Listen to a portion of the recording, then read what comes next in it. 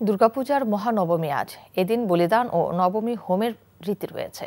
মূলত সন্ধি পূজা শেষ হলে শুরু হয় মহানবমী।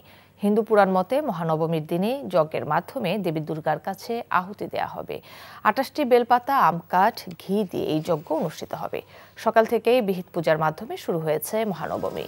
মেলা বেড়ার সঙ্গে সঙ্গে মণ্ডপগুলোতে বাড়ছে ভক্তদের ভিড়। ১০৮টি নীলপদ্মে পূজা হবে দেবীর। পূজার শেষে অঞ্জলি নিবেদন ও প্রসাদ বিতরণ। বিকেলে নবমীর সন্ধি পূজা অনুষ্ঠিত হবে। মূলত দেবীর চামুণ্ডার পূজা হয় এই সময়ে।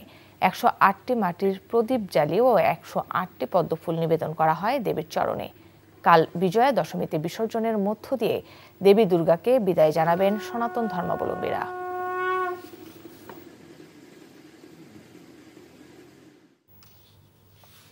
দর্শক, এই বিষয়ে বিস্তারিত জানতে এই মুহূর্তে ফরিদপুর থেকে সরাসরি যুক্ত হচ্ছেন সহকর্মী সঞ্জীব দাস। সঞ্জীব, নবমী ঘিরে কি কি কর্মসূচি আছে জানাবেন?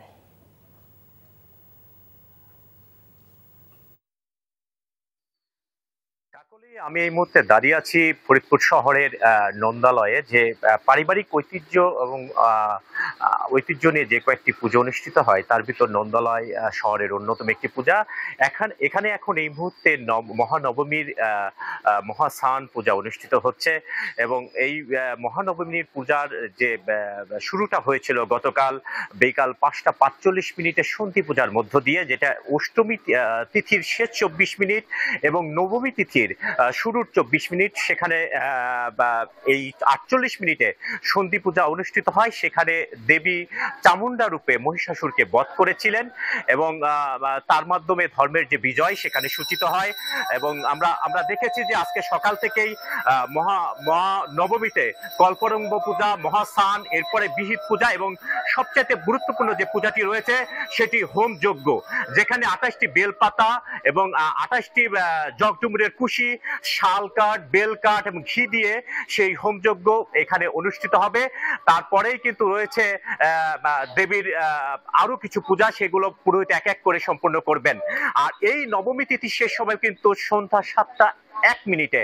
এর মাধ্যমে কিন্তু নবমী শেষ হয়ে দশমী যে তিথি সেটি শুরু হবে এবং হিন্দু ধর্মশাস্ত্র মতে তারপরে বিদায়ের যে দেবীর সুর সেটি বাজিত হবে ভক্তবিন্দুর মধ্যে এটি।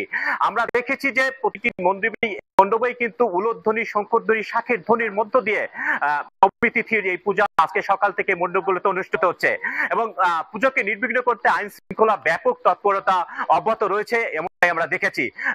জি কাকলি, এই ছিল আমার সর্বশেষ সংবাদ ফরিদপুর থেকে। জি কাকলি। দর্শক, জানছিলাম দুর্গাপূজার খবর।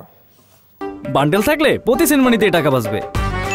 বিকাশ সেনমানি বান্ডেল কিনে জিতুন প্রতি লেনদেনে। ওটা তো ওরা আসলেই জানতে পারবো, তাই না? শোনো, টাকা তো চাইছে, ১০,০০০ টাকার শর্ট আছে, বুঝছো?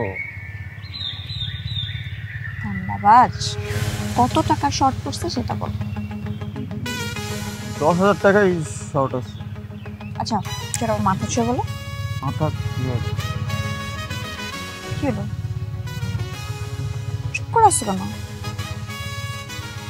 ভণ্ডামি, টাউটামি, জায়গা পাও না তুমি? তুমি কি জীবনে ভালো হবে না? শোনো, ভন্ড আর টাউট বলবো না, আমার ইগোতে লাগে। তুমি ওইটাই। ঠিক আছে, ভণ্ডামি টাউটামি মানুষ করে, কিন্তু গার্লফ্রেন্ডের সাথেও কোনো কথা? দেখো মিমি, আমি আগের থেকে অনেক লক্ষ্য হয়ে গেছি, ভালো হয়ে গেছি। পুরোপুরি হইতে পারি নাই, অর্ধেক ভালো তো 50% ভালো হয়ে গেছে। আগে যদি হইতো আমি তোমার থেকে 20,০০০ টাকা চাইতাম। চুপ।